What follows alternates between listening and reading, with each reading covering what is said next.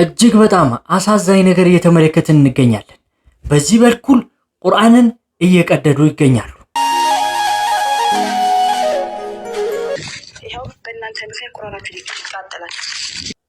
በዚህ በኩል ደግሞ መጽሐፍ ቅዱስ ላይ እየተጸዳዱ ይገኛሉ።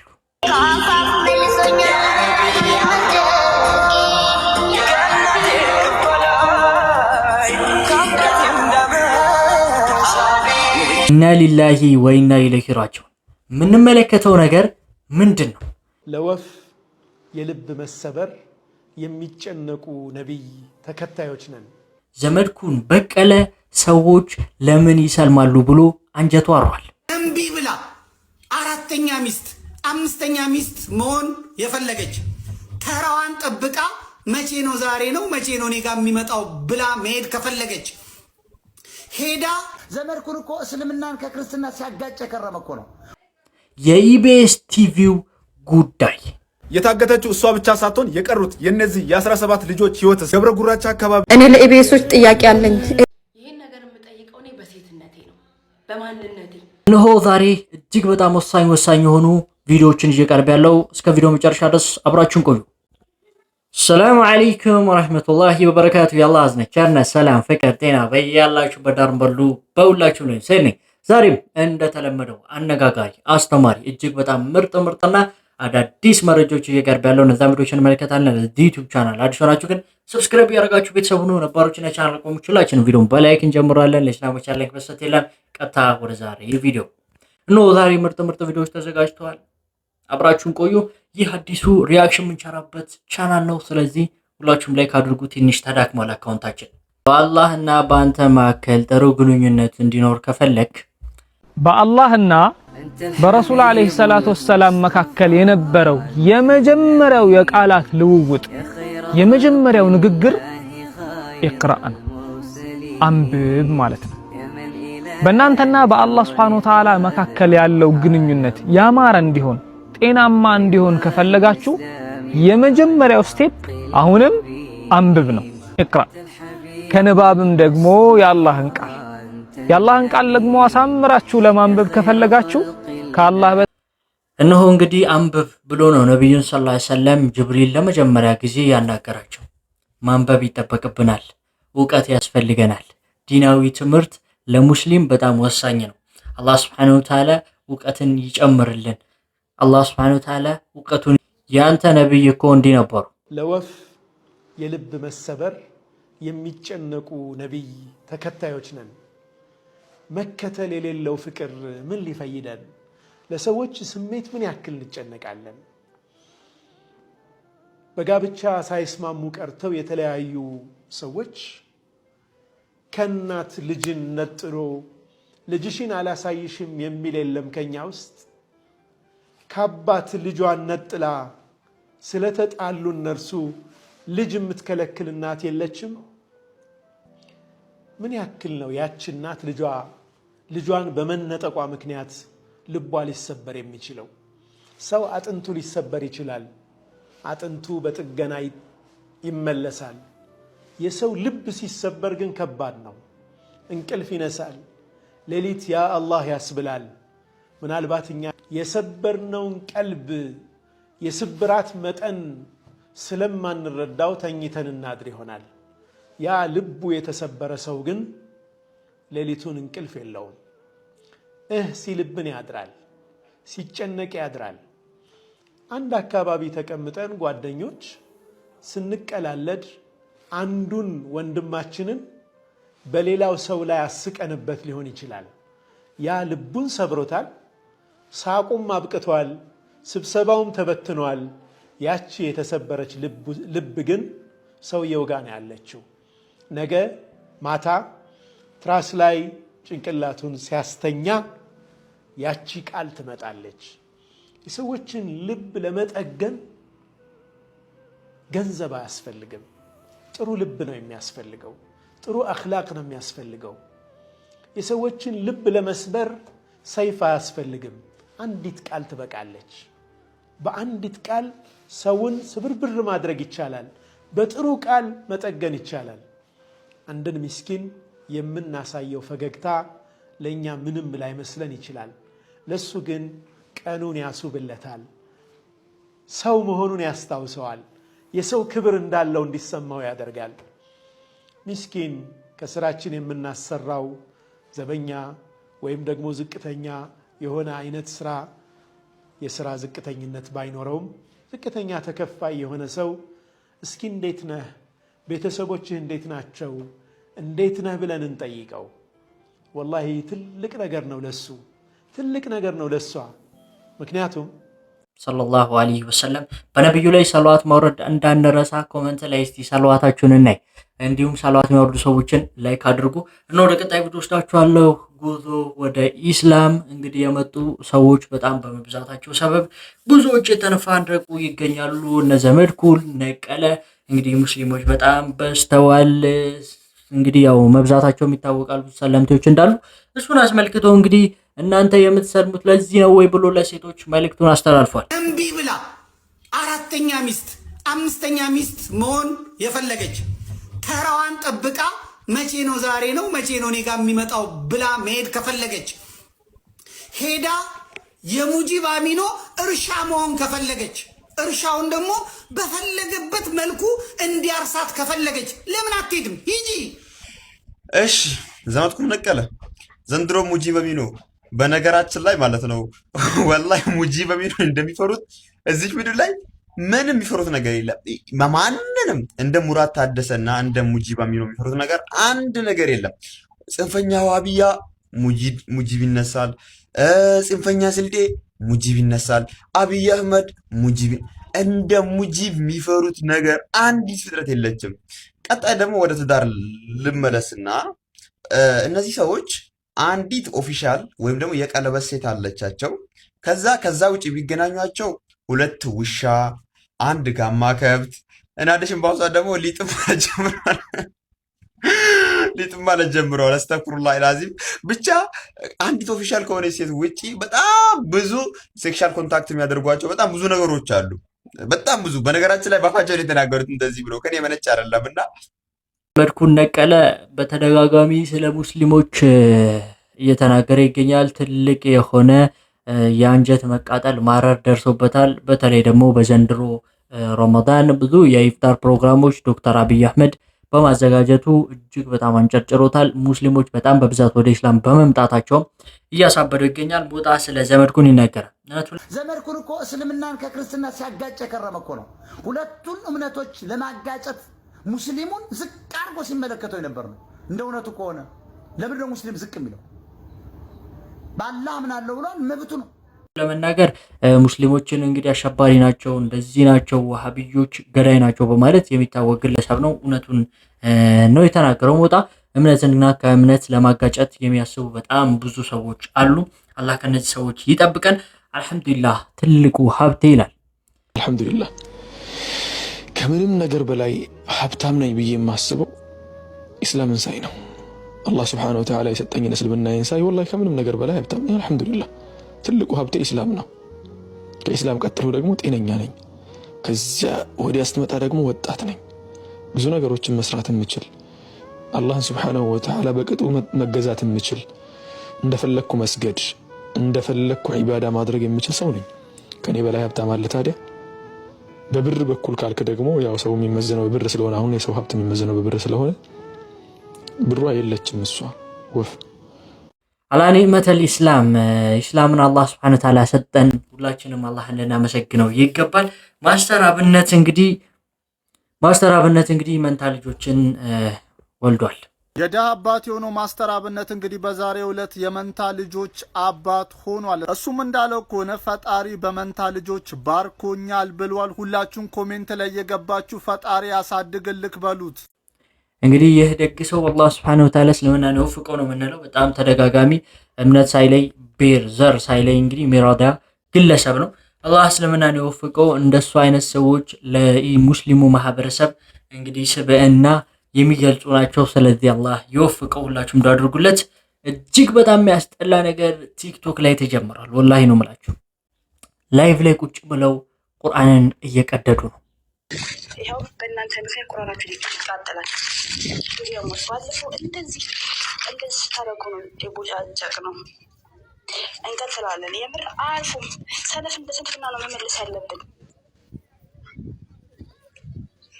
ይኸው እጃችን ላይ ያለ የማት የቁርአን አያዎች ማለት ነው፣ የማይረቡ የጅኒ ምራፎች ማለት ነው። ቤቲ አሁን አይደለም ታዩ፣ አሁን አይደለም ጊዜ ሲደርስ ነው እንትን እንዳትሽ ታለም ታዩና እንትን በይ። ልጁ ዋናው ልጅ አወል ለሚባለው ኢዝሚር የሚባል ቦታ ለሚገኘው ቱርክ መረጃውን ግን ለምትፈልጉ አወል ነው ስሙ፣ የሚኖረው ቱርክ ነው። ኢዝሚር የሚባል ቦታ ቱርክ ኢዝሚር። እያንዳንዱ መረጃ እና ቪዲዮ ኮንቴክት ምሰሩ ስሩ እንደዚህ ያያቻችሁ እንደተመለከታችሁት ይህች ሴት ቁርአንን የተከበረውን የአላህ ቃል ይህንን ተአምረኛና መለኮታዊ እውነተኛ የአላህ መጽሐፍ የነብዩ ሰለላሁ ዐለይሂ ወሰለም መመሪያ የሆነውን የኛን መመሪያ የሆነውን ቁርአን በላይ ዘቀታለች። አላህ እንግዲህ የእጇን ይስጣት። ይህ ብቻ አይደለም፣ ላይቭ ላይ በጣም በሚዘገነን ሁኔታ ቁርአንን ሽንት ቤት ባዝሩም ላይ አስቀምጣ እንሸናበታለን እያለች ነው። ይህ ብቻ አይደለም፣ አንዳንዱ ደግሞ እያስፈራራ ይገኛል፣ እንረግጠዋለን እያለ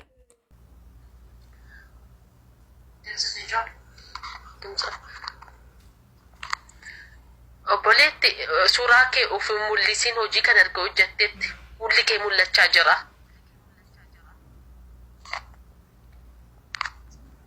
አስገብታኛለሽ፣ ግን ድምጿ አይሰማም።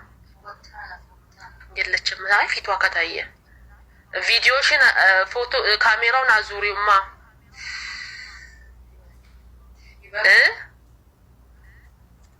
አይሰማም ድምጼ። ቆይማ ተጠርታ ነው ትመጣለች እኮ። ስትመጣ ንገሪያት፣ ፊቷ አይታይ። ምንም አመጡ ወንድ ሄደን እንቀበል። ምን አባታችሁ ነው የሚያመጡት? እነዚህ ገርታ ወይ ሁለቴ ነገር ሲሲን ቪዲዮ ሳራ አከጎቱ እጅግ በጣም ያስጠላል። አላህ Subhanahu Wa Ta'ala እነዚህ ሰዎች እኔ ቁርአንን እጠብቀዋለሁ ብሏል።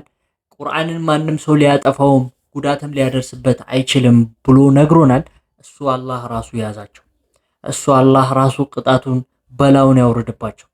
ወላሂ ሶሻል ሚዲያ ላይ በጣም ቲክቶክ ላይ ቁርአን መቅደድ፣ ቁርአን ላይ መጥፋት፣ ቁርአን ላይ እንግዲህ ሽንት ቤት ውስጥ አስቀምጠው መርገጥ፣ እንደዚሁም ቁርአን ላይ መጸዳዳት እየተለመደ መጥቷል። ሙስሊሙ ማህበረሰብም በዚህ ጉዳይ ላይ ያለው አመለካከት እየቀነሰ በጣም ቀላል ኖርማል እያደረገው ይገኛል።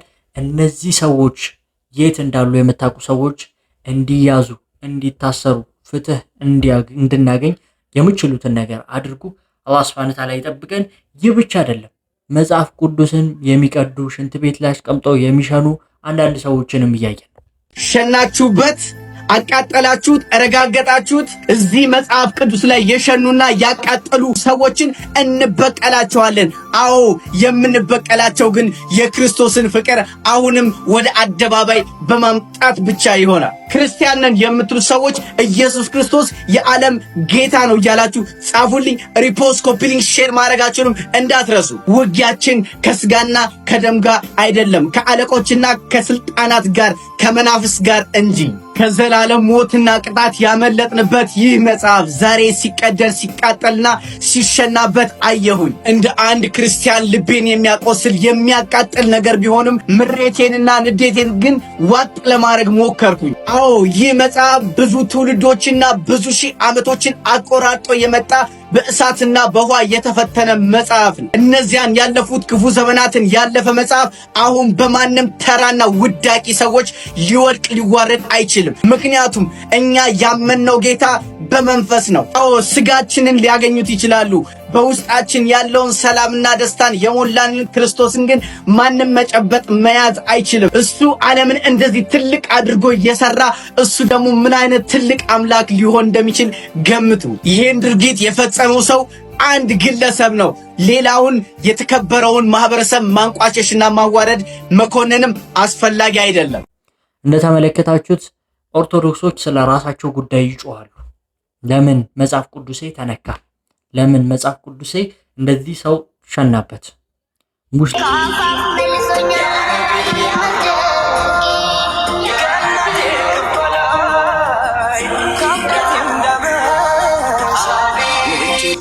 ይሄ ከላይ የተመለከታችሁት ግለሰብ የሙባረክ ተሰማ ወንድም ነው፣ በቲክቶክ የምታውቁት ማለት ነው። መጽሐፍ ቅዱስን በዚህ ልክ ሽንቱን ሲሸናበትና ሽንት ቤት ሲጥለው እንደዚሁም ሲያቃጥለው ተመለከቱታላችሁ። በተቃራኒው ደግሞ የኛ ኦርቶዶክሳውያን የእፎይ ፎቶን ስለያዙ በስልካቸው ስለተገኘ ብቻ በአጋሮ ከተማ ብዙ ወጣቶች ብዙ ዲያቆናት ታስረው ይገኛሉ። ይሄ የአስተዳደር ድክመት የሚያሳይ ነው። የታላችሁ ከሙስሊሞች ጎን ነን ስትሉ የነበራችሁ እፎይ ቁርአን ላይ የተገኘውን ስላነበበ ብቻ እንደተሳደበ አድርጋችሁ ጠብ ስትጭሩ የነበራችሁ ኦርቶዶክሳውያን እኛ ከሙስሊሞች ጎን ነን ስትሉ የነበራችሁ ዛሬ የታላችሁ? መጽሐፍ ቅዱሳችሁ ሲቃጠል መጽሐፍ ቅዱስ የኦርቶዶክስ ብቻ አይደለም፣ ፕሮቴስታንቶች የታላችሁ? እናንተ የምታምኑበት ነው ይህ መጽሐፍ ቅዱስ እንደዚህ የሚደረገው። ሲኖዶስ የታለ? እስከ መቼ ነው ዝምታው? የሃይማኖት ጉባኤስ ያኔ ለመግለጫ የተሯሯጠው የሃይማኖት ጉባኤ ዛሬ የታለ? ሙስሊሞች ለመጽሐፍ ቅዱስም ለቁርአንም መውጣት መናገር ድምጽ መሆን አለበት። ይህ ሙስሊም የማይወክል ተግባር ነው። በመጀመሪያ ይህ ሰው ሙስሊም ነው ወይ የሚለውን ነገር እንጠይቃለን። ምናልባት ነሺዳ ከፍተዋል። ነሺዳ መክፈታቸው ደግሞ ሙስሊምነታቸውን አያረጋግጥም። እስልምና ይህንን ነገር አያዝም። ሙስሊሞች ይህን ነገር አያደርጉትም። ነገር ግን የግለሰብ ሙስሊም ሆኖ ከሆነ መጽሐፍ ቅዱስን እንዲያደረገ ያለው ያ ሰው ለህግ መቅረብ አለበት። እስልምና ማያዘውን ማይተገብረውን ነገር ነው ያደረገው። ስለዚህ ለህግ ይቅረብልን። እሱ ነው የምንፈልገው እኛ። ቁርአን ላይ የትኛውን ቦታ ላይ ሐዲስ ላይ የትኛውን ቦታ ላይ የሌሎች እምነቶችን መጽሐፍ ቅዱስም ሆነ እምነታቸውን እንግዲህ አንቋሹ ሚል የለም። አክብሩላቸው፣ የእናንተም እንዲያከብሩላችሁ። አትስደቧቸው፣ አላህን ባለማወቅ ይሰድቡታልና ነው ያለን ቁርአን የሌሎች እምነትን እንድናከብር እንጂ እንድንሳደብ፣ እንድንቀድ፣ እንድናንቋሽሽ አያዘን። ሙስሊሞች ሆናችሁ ይህን ነገር የምታደርጉትኝ እጅግ በጣም ልትጠነቀቁ ይገባል። አንድ ካፊር መጽሐፍ ቅዱስን እንግዲህ ቁርአንን ስላቃጠለ ቁርአንን እንግዲህ የሆነ ነገር ስላደረገ ብላችሁ የሌላ እምነትን መጽሐፍ እንደዚህ ማንቋሸሽ እሱ ላይ እንግዲህ ማሁን ነገር ማድረግ ተገቢ አይደለም። ነገር ግን እነዚህ ሰዎች ሙስሊም መሆናቸውን እርግጠኛ መሆን አንችልም። ሙስሊም ሆኑም አልሆኑም ይሄን ነገር እንቃወመዋለን። በቁርአን ላይ ግን እንደዚህ ድንበር የምታልፉ ሰዎች አላህ Subhanahu Wa Ta'ala እጃችሁን ይስጣችሁ። እጅግ በጣም የሚያስጠላ ነገር ነው ሶሻል ሚዲያ ላይ ያልየን ያለ ነው። አላህ Subhanahu Wa Ta'ala ፍትሁን ያስፍን። ቦታቸውን የምታውቁ ሰዎችና የት እንዳሉ የምታውቁ ሰዎች ደግሞ በመጠቆም ቪዲዮ በመስራት እነዚህ ሰዎች ለህግ እንዲቀርቡ የምትችሉትን ነገር አድርጉ። ረመዳን ነው። በእነዚህ ሰዎች ላይ የአላህ ጠላቶች ላይ ዱዓ አድርጉባቸው። ትላንትና የተመለከትነው ነገር በጣም የሚያሳዝን ነገር ነው። እሱም እንግዲህ ይህች የምታዩት ሴት አንድ ነገር አጋጥሟት ነበረ። ተደፍራለች። እንደዚሁም በፌሮ ማህፀኗ ተወግቷል። እንደዚሁም ልጅ ተደፍራ ወልዳለች። እናም እንግዲህ የደረሰባትን ነገር ኢቢኤስ ላይ ቀርባ ነበር። ብዙዎች ስሞታ እያቀረቡ ነው ያሉት። የታገተችው እሷ ብቻ ሳትሆን የቀሩት የነዚህ የ17 ልጆች ህይወት ገብረ ጉራቻ አካባቢ ታህሳስ 13 ቀን 45 ሰዎች የታገቱበት ይህ የኛ ባስ ጉዳይስ፣ እንዲሁ ደግሞ አሊ ዶሮ ላይ መጋቢት 8 ቀን 58 ሰዎች የታገቱበት ይህ ፈለጌውን ባስ ጉዳይስ ምን ላይ ነው? እቺ የምትመለከቷት ልጅ ከአዲስ አበባ ወደ ጎጃም በፈለጌውን ባስ ከሚሄዱ ሰዎች ውስጥ ናት። 1.5 ሚሊዮን ብር ቤተሰቦቿ ተጠይቀዋል እንዲለቋት ማለት ነው። እናም ከደምቢዶሎ ዩኒቨርሲቲ ተወስዳ ለ1 ዓመት ከ8 ወር የተሰቃየችው፣ የተደፈረችው፣ የተንገላታችው፣ በራብ ቃጠለችው የዚች ልጅ ወይም የብርቱካን ታሪክ ብቻ ሳይሆን የነዚህ 17ቱ እንዲሁ ደግሞ በየባሶቹ የሚታፈኑት፣ የሚታሰሩት፣ የሚጠፉት ሰዎች ስቃይ፣ ለቅሶና መከራ መች ነው የሚያበቃው? ኢቢኤስ ባስተላለፈው ፕሮግራም ላይ የብርቱካንን ህይወት ተመልክተናል። ምንም እንኳን አሁን ከኢቢኤስ ዩቲዩብ ቻናል ላይ ቢወርድም ቪዲዮ የቀሩት የነዚህ ህይወትስ መጨረሻቸው ወይም ደግሞ የት እንዳሉ ማን ነው የሚነግረን? ሐሳባችሁን ኮሜንት ላይ ጻፉ። እኔ ለኢቢኤሶች ጥያቄ አለኝ። ኢቢኤሶች ለምንድን ነው የዚህ እህታችንን ቪዲዮ ያጠፋችሁት? እንድትረዳ ሰዎች ጋር ተደራሽነት ኑሮት ያቅሙን እንዲረዳት አይደለም? ለምንድን ነው ቪዲዮ የጠፋው? ለምንድን ነው ቪዲዮውን ያጠፋችሁት? ምክንያቱም ማወቅ እንፈልጋለን። እንደ ሴትነቴ በጣም ነው የከበደኝ። እሷ ያለፈችበትን መንገድ እያንዳንዷን ሳስበው በጣም ነው የዘገነነኝ። መቋቋም አልቻልኩም። እኔ በጣም ነው የከበደኝ። በዚህ መሀል ግን ጥንካሬዋን ሳላደንቀው አላልፍም። ይህ ሁሉ መከራ ሳልፋ፣ ይህ ሁሉ ነገር ተቋቁማ እዚህ መድረሷን ሳላደንቀው አላልፍም። ግን እኔ በጣም ግራ የገባኝ ኢቢኤሶች ለምንድን ነው ቪዲዮውን ያጠፋችሁት? የሰው ልጅ መቋቋም የማይችለው ትልቁ ነገር ምን እንደሆነ ታውቃላችሁ? ረሃብ ነው።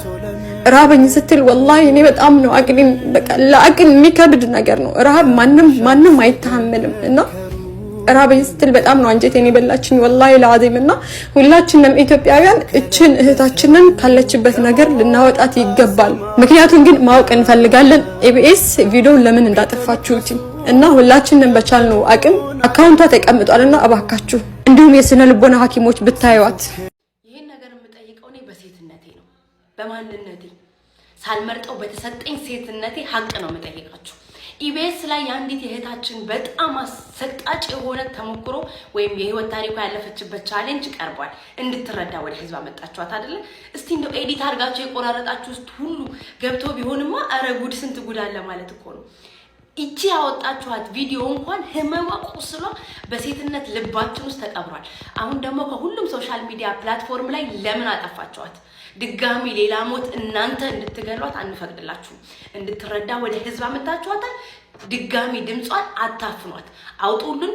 የተማረችበት ያ ችግር የደረሰባት ወይም ደግሞ እዛ በጥብጥ የነበረበት ዩኒቨርሲቲ ስም እንዲጠራ አልፈቀዳችሁም። ችግሩ አድራሹ ግለሰብ ማን እንደሆነ በእርግጠኝነት ሁሉንም ነገር ተናግራለች። እናንተ አፈናችሁታል። ከፖለቲካ ጋርም ይሁን ከግለሰብ ጋር ንክኪ የለውም። ይሄ ኢቢኤስ ቻናል የህዝብ ነው ብላችሁ የለ ህዝብ ነው እየጠየቃችሁ ያለው። እንደ ህዝብ ነው እየተጠየቃችሁ ያላችሁት። የዚች ልጅ ሀቅ እንዲወጣልን እንፈልጋለን። ልጅቷ መረዳት አለባት። በገንዘብ ብቻ አይደለም፣ ብዙ እርዳታዎች ያስፈልጓታል። ድጋሚ አታፍኗት። ስለፈጠራችሁ አምላክ፣ ስለ ሴት ልጅ አምላክ ብላችሁ እንግዲህ ያው እንደተመለከታችሁትኝ የዚህ ሴት እውነታ ለህዝብ በደንብ መድረስ አለበት። ይህን ነገር ሁሉም ማህበረሰብ ሊቃወመው ይገባል። ሴት ልጆች መከበር አለባቸው። ሴት ልጆች መፍታቸው ሊጠበቅ ይገባል። በዚህ መልኩ ሴት ልጅ ማሰቃየት፣ መድፈር እንደዚሁም ደግሞ ከተደፈረችም በኋላ ሌላ አካላዊ ጉዳት ማድረስ ይህ ሰዋዊነት አይደለም። ይህን ነገር ሁላችንም ልንቃወመው ዘር፣ ብሔር ሳንል ሃይማኖት ሳንል ሊቆም የሚገባ ነገር ነው። በተደጋጋሚ ሴቶች ሲገደሉ፣ ህፃናት ሲደፈሩ እየተመለከትን ያለ ነው።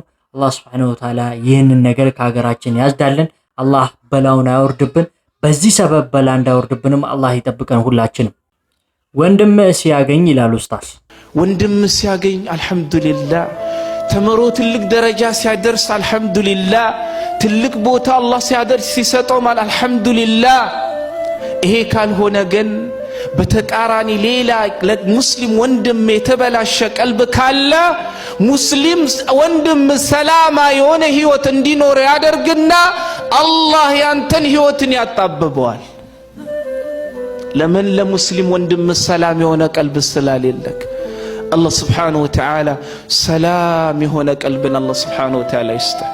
በአንድ አይነት የሥራ ዘርፍ ላይ ያለን ሰዎች ወንድሞቻችን እህቶቻችን ሲያገኙ አንደሰትም። ያ ደግሞ ውስጣችን እያበላሸ እየሸረሸረ ይሄዳል። መጨረሻችንም አላህ እንዳያምር ያደርገናል።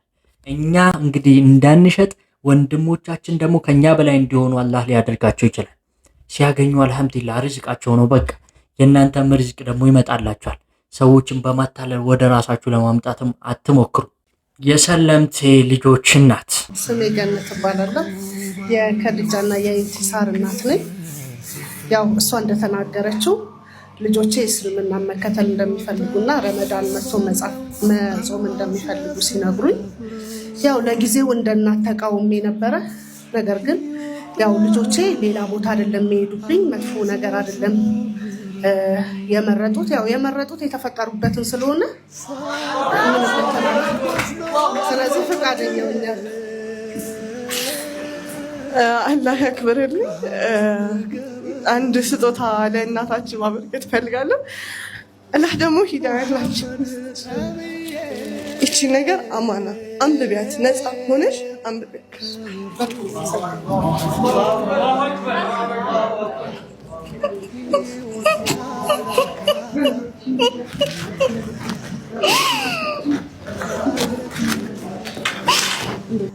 እስልምና ለሁሉም የተሰጠ ዲን ነው።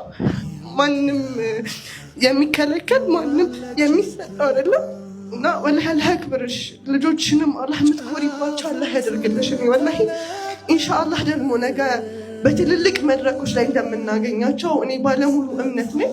አላህ ከነሱ ጋራ ከአንቺ ጋራ የሚሆን በጣም አድርጌ አመሰግናለሁ። ያው እንግዲህ ከዚህ በኋላ እህቶቻችሁ ናቸው፣ ያለውን ነገር እናንተ አስተምሯቸው። አመሰግናለሁ። አማና ተቀብላችሁ አመሰግናለሁ። ማናችንም ስንወለድ ሙስሊም ሆነን ነው የምንወለደውና የተፈጠሩበትን የመረጡት ምንም የሚከብድ ነገር የለም። ዛሬ ያገናኘን ያው የሰለምቴዎች ግሩፕ ላይ ነው የተገናኘ ነው። ሁለት የምታያቸውን ልጆቼን እስልምናን ሲቀበሉ ሳልቃወም እምነታቸውን አክብሬላቸው ያው ከልጆቼ ጎን ነኝ ማለት ነው። ከድጃ ይባላል ከንቲሰርት ይባላለች አቢጊያ መስከራ በቃ መጀመሪያ ምናምን ጎደኞቻችን አሉና ከነሱ ጋር እንሆን ነበር። ከዛ ከነሱ ጋር ሲኖር ጊዜ እኔ ከተተላቸው ነበር እነሱ ጋር ማለት ነው ሲሰግዱ ምናምን አይላቸው ነበር። ቁርአን ምንም ቃይዳ ሲቀሩ ምናምን አንዳንዴ አስደምዱኝ ነበርና እንሳር ይባላለሁ። የመጀመሪያ ስሜ አቢጊያ ነው። እኔ እህቴን አይቼ ነው በአብዛኛው ብዙ ነገር የተማርኩት ከእህቴ ነው። ከዛ እናቴን ልጾም ብዬ ጠየቅኳትና ረመዳን ቀርቦ ከዛ እናቴ ደግሞ ማለት ምናምን ብላ ደነገጠች በዛን ሰዓት። ከዛ በቃ የሆነ እንትን ጮገራ ምናምን ያዛትና እናቴን ትንሽ አመማት። ከዛ በኋላ ከጊዜ በኋላ እስኪ ነይ ቁጭ በይ ምናምን ብላ አንቺ የምርሽን ነው እንደዛ ያልሽው ጾም ወይስ የኛ ጾም ስለደረሰ ነው እንደዚህ ልትይዥ ቻልሽው ምናምን? አረ እናቴ አይደለም ልጾም ፈልጋለሁ ረመዳን ልጾም ፈልጋለሁ አልኳትና ከዛ እኔ ንጽር ቤቶችን መከታተል ጀመርኩኝና ከዛ እነዛ ደግሞ አስተምሮት ደስ ስላለኝ እና ደግሞ በቃ ስለተረዳሁት ለእናቴ አማከርኳት። እናቴ ብዙም እንትን አላለችኝም። በቃ ሻሃዳ ያዝኩኝ እሱ ጋር። ከዛን በቃ ሰላት ምናምን ከእህቴ ጋር እሷን ማስተማር ጀመረች። አሁን አልሐምዱሊላህ ጥሩ ላይ ነው ያለሁት። በብዙ መከራ የሰለሙ ሰዎች አሉ። ተጎድቶ ከቤት ተሰዶ ምናምን የብዙዎችን ታሪክ ሰምቻለሁ። ግን አልሐምዱሊላህ አልተቆጣችኝም፣ አልገረፈችኝም፣ ፊቷን አልቀየረችብኝ። እርግጠኛ ነሽ ተማምነሽ ነው ምናምን ብላ ጠየቀችኝ። ከዛ እርግጠኛ ከገባሽ ላትወጪ ነው ላትመለሽ ነው እዛ ጠንክረሽ የምትቆይ ከሆነ በዲንሽ የምትተማመኝ ከሆነ ግቢ እኔ አልከለክልሽም አለችኝ። ከዛ በቀጣዩ ጁማ ይዘኝ ሄደች መስጊድ ማለት ነው። በር አሟት ነበር እያመማት መስጊድ በር ወሰደችኝና ሂጂ በቃ ግቢ እኔ ልመለስ ብለኝ አደርሰኝ መጣች። ከዛ ጁማ ሰግጄ መጣሁ ምናምን በዛም ለሰዶ አርገላት መጣሁ። ማሻአላህ አሁን በቃ እየጾምን ነው ከኢቴ ጋር ኢቴም ተከትለኝ ገብታለች። አብረን እየጾምን አልሐምዱሊላህ አይከብድም። እንደኔ እናንተ እንድትመጡ ጠይቃለሁ። እህት ወንድሞቻችን ጥሩ መንገድ እስልምና ከይር መንገድ የተስፋ አረጋለሁ። ከሱ በፊት ያሳለፍኩት ጊዜ ይቆጨኛል። አላህ ወደ ከይር ስራ ሁላችንም እንድመልስ ዱአ አረጋለሁ ኢንሻአላህ።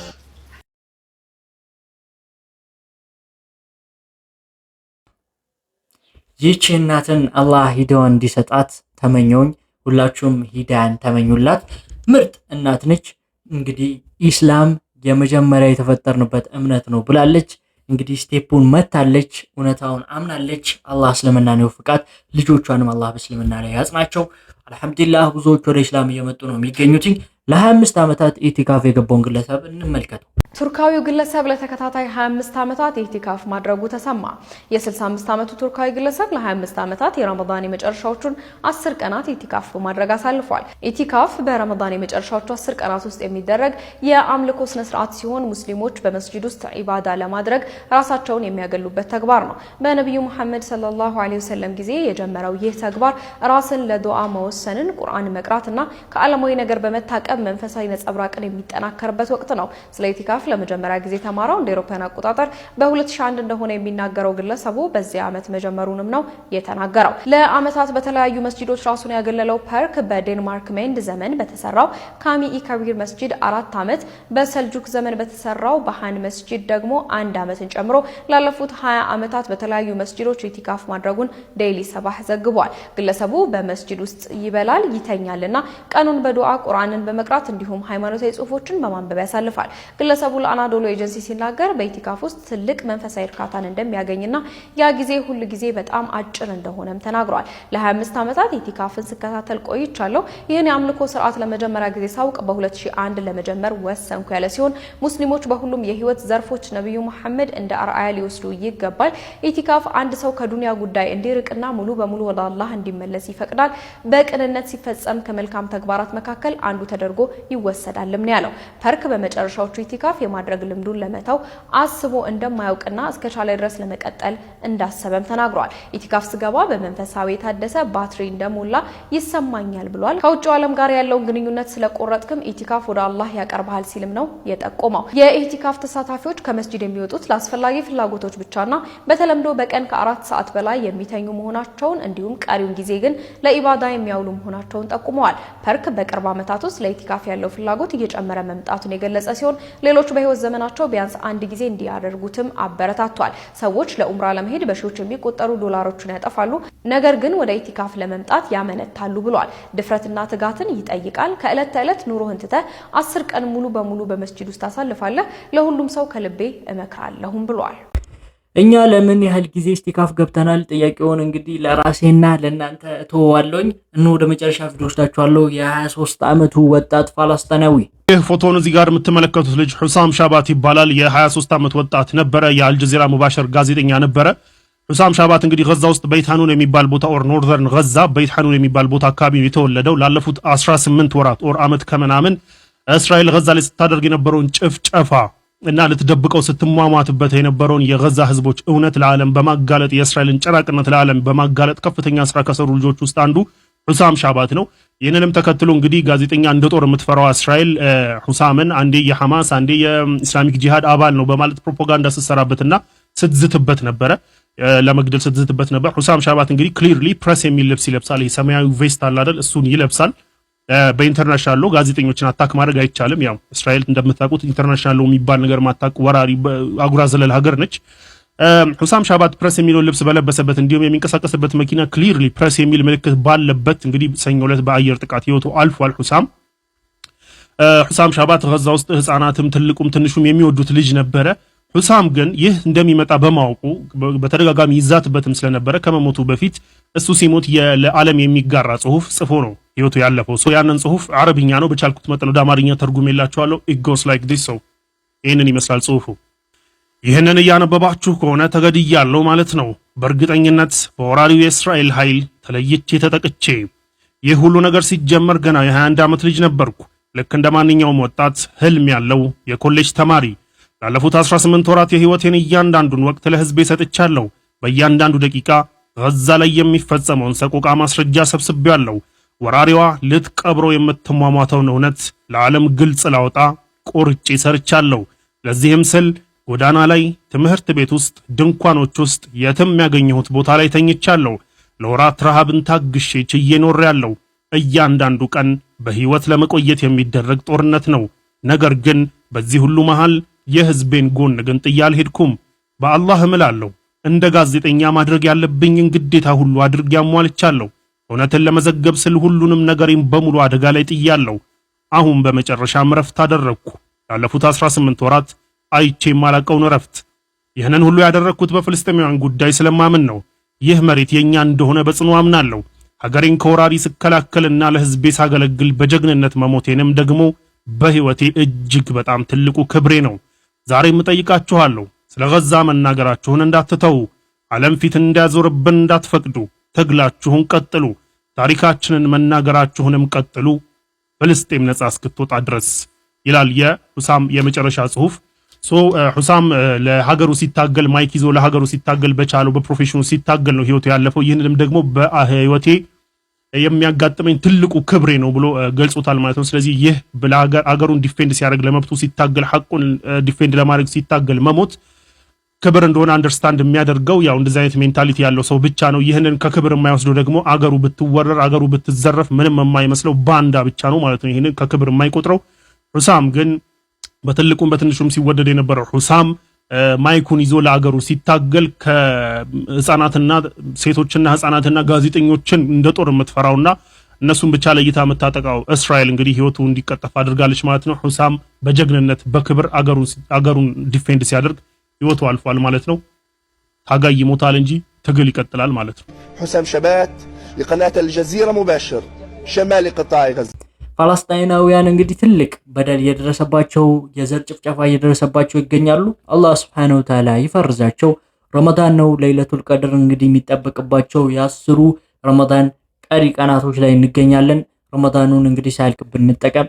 ሁላችንም እንግዲህ ዱዓ ለሙስሊም ማህበረሰብ እናድርግ። ሰይድ ነበርኩኝ። ቪዲዮን ላይክ እና ቻናል ሰብስክራይብ፣ ቪዲዮን በተለያዩ ሶሻል ሚዲያ ሼር ማድረጋችሁ እንዳረሱ።